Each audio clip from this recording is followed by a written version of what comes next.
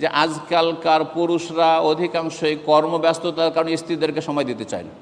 সারাদিন এত ক্লান্ত হয়ে আসে, আসার পরে খাওয়ার সময় নেই, এই তারপরে লম্বা হয়ে পড়ে গেল, 1 ঘন্টা স্ত্রীকে সময় দেন না, তাহলে সেই স্ত্রীর কাছ থেকে ভালো আচরণ কী করে আশা রাখছেন?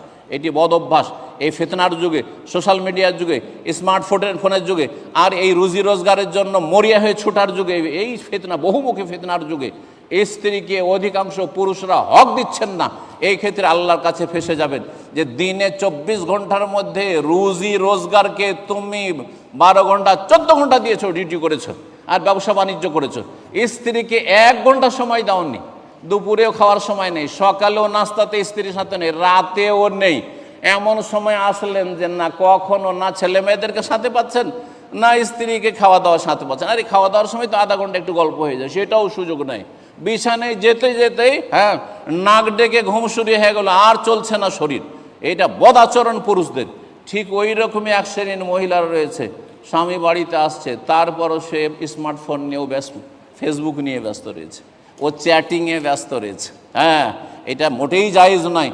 যখন স্বামী বাড়িতে চলে এসেছে তখন তার জন্য স্ত্রীকে পূর্ণরূপে ফ্রি হয়ে যেতে হবে, পুরোপুরি অবসর হয়ে যেতে হবে, যে এখন একবারে প্রস্তুত।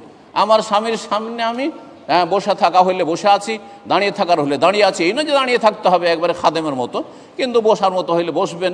আর যদি দাঁড়িয়ে থাকার কোনো কাজের পর দাঁড়িয়ে থাকবেন, যা কিছু প্রয়োজন তা কিছু হাজির করবেন। দরজা এসে সাথে সাথে গিয়ে দরজা খোলার চেষ্টা করবেন, হাসি মুখে তাকে বাড়িতে আপনি সাদরে গ্রহণ করবেন। এই আচরণগুলো হওয়া উচিত। কিন্তু আজকাল অনেক হতভাগা মহিলা রয়েছে যারা করে কি, স্বামী এসেছে বাড়িতে, 1 গ্লাস পানির দরকার, যদি পানির কথা বলে যে 1 গ্লাস পানি দাও গো, ওই যে ওইখানে আছে নিয়ে না, এই যে ওখানে আছে নিয়ে না, দেখতে পাও না ওই যে ওইখানে পানি আছে দেখতে পাও না, নিয়ে না, আমি আজ কাজে ব্যস্ত আছি। আরে কিচেনে থাকলে ছেড়ে দিয়ে আসেন, চুলহা জ্বলছে তারপরে ছেড়ে দিয়ে আসেন, এটা হচ্ছে শরীয়তের বিধান। জি, সুতরাং স্বামী যদি কোনো আদেশ করে বা কোনো প্রয়োজন হয় তাহলে স্ত্রীকে সেটা গুরুত্ব দিতে হবে। যত গুরুত্ব দেবেন, স্বামীর যত সম্মান করবেন, তত স্বামীর কাছে মানিজ্জত পাবেন। এতে আপনার দুনিয়াতেও লাভ আছে, আরে আখেরাতে তো লাভ আছেই, কিন্তু দুনিয়াতেও লাভ আছে। ওয়াতাত বালাহা, স্বামীর যদি আনুগত্য করে, ফালতাদখুল মিন আইয়ি আবওয়াবিল জান্নাতে সাদ। রাসূলুল্লাহ বলছেন মহিলারা 5 ওয়াক্ত নামাজ পড়ে, রমজান মাসে রোজা রাখে, ইজ্জতের সুরক্ষা করে, আর স্বামীর আনুগত্য করে, তাহলে জান্নাতের 8টি দরজার যে কোনো দরজা দিয়ে প্রবেশ করতে পারবে। কত সহজ। পুরুষদের ক্ষেত্রে এমন কথা নেই, কিন্তু কোনো হাদিস নেই যে পুরুষরা 4টি কাজ করলে জান্নাত, পুরুষরা 4টি কাজ করলেই 8টা দরজা খুলে যাবে, এমন কথা নেই। আমাদের অনেক দায়িত্ব, রোজগার করতে হবে, তো এই ছেলে মেয়েকে স্কুলে মাদ্রাসায় পৌঁছাইতে হবে, তাদেরকে নিয়ে আসতে হবে, কোথায় কি করতে হবে না করতে হবে, এই সেই করতে হবে, দেশে থাকতে হবে তো বিদেশ যেতে হবে, এখানে যেতে হবে সেখানে যেতে হবে, কত কাজ। মহিলাদের কোনো দায়িত্ব নেই। আল্লাহ বলছেন ওয়াকারনা ফি বুয়ুতিকুম, তোমরা বাড়িতে বসে থাকো, বাড়িতে বসে থাকো। বাবার ঘরে আছো অবিবাহিতা, বাবার ঘরে বসে থাকো। আর স্বামীর ঘরে গিয়েছো, ওয়াকারনা ফি বুয়ুতিকুম, বাড়িতে বসে থাকো। তোমাকে বাড়িতে তোমার স্বামী তোমার ভরণ পোষণের ব্যবস্থা দেবে, তোমার খরচ খরচা এনে দেবে, সেটা তোমার স্বামীর দায়িত্ব, তোমার বাবার দায়িত্ব। বাবা নেই, স্বামীও নেই, ভাইয়ের দায়িত্ব। আল্লাহ রাব্বুল এই দায়িত্বগুলি বুঝার সকলকে তৌফিক দান করেন। আর ওয়া আতাত বালাহা, স্বামীর আনুগত্য করবে। বাড়িতে মালিকানা মহিলা করবেন, মালিকানা স্বামী করবে।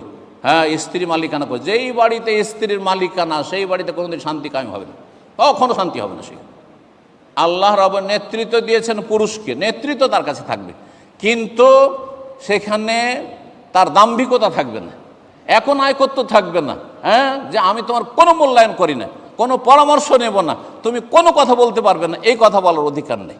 রাসূলুল্লাহ চরিত্র হচ্ছে পরামর্শ নেওয়া, কিন্তু সিদ্ধান্ত রাসূলুল্লাহ সাল্লাল্লাহু আলাইহি সাল্লামের। বিবিরা পরামর্শ দিয়েছেন। বিভিন্ন সিরাতের ঘটনায়, নবীর জীবনীর ঘটনায় পাওয়া যায় যে রাসূলুল্লাহ সাল্লাল্লাহু আলাইহি সাল্লামের পরামর্শ গ্রহণ করেছেন স্ত্রীর। উম্মে সালামা রাদিয়াল্লাহু তাআলার পরামর্শ এনেছেন হুদায়বিয়ার সন্ধির সময় কোরবানি জবাই করার ক্ষেত্রে। সাহাবীরা কথা শুনছেন, আপনি গিয়ে আগে জবাই করে দেন, আপনি জবাই করে দেখেন সবাই জবাই করবে, তাই হইল। তো এইভাবে স্ত্রীর পরামর্শ নেন, কথার মূল্যায়ন করেন, কিন্তু নেতৃত্ব তার হাতে তুলে দিয়েন না।